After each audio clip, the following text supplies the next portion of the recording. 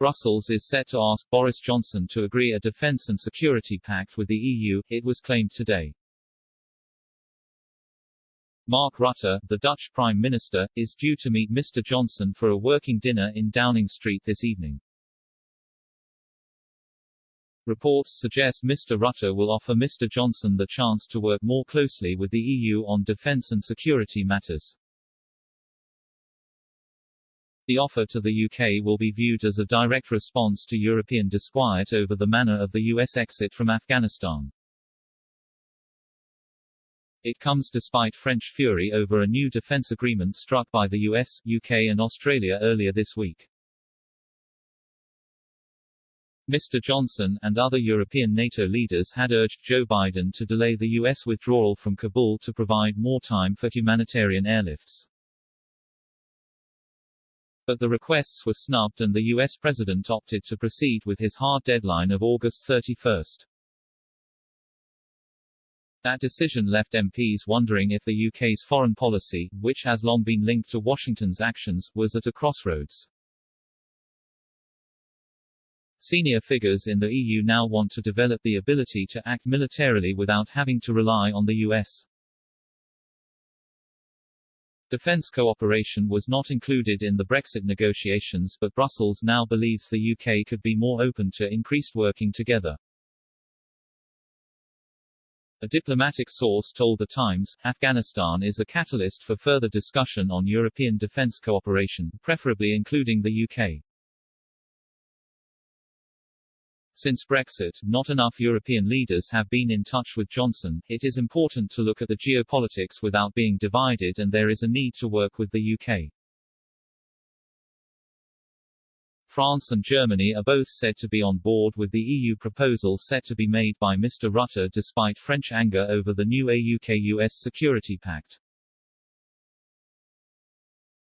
The deal between the US, UK and Australia will see the latter provided with a fleet of nuclear-powered submarines. But Paris reacted with fury to the agreement and called it a stab in the back because it means Australia is pulling out of a multi-billion-pound contract for France to provide a fleet of diesel-electric submarines to Canberra. The AUKUS deal, widely interpreted as an attempt to check China's growing military assertiveness in the Indo-Pacific, was swiftly condemned by Beijing as a geopolitical gaming tool. Mr Johnson told MPs that the agreement was not intended to be adversarial towards any other power.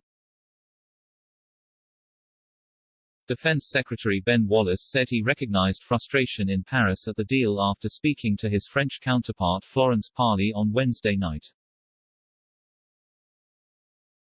But he insisted the UK did not go fishing for the agreement, which will see the UK and US share nuclear-powered submarine expertise with the Australians.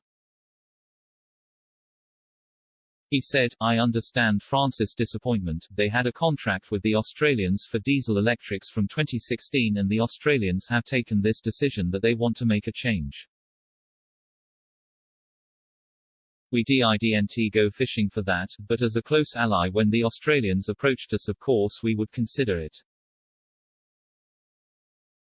I understand France's frustration about it. One source said the Dutch can be a bridge between the UK and the rest of the EU, but we have to see if the British leader is interested, first and foremost if there is fertile soil for the offer.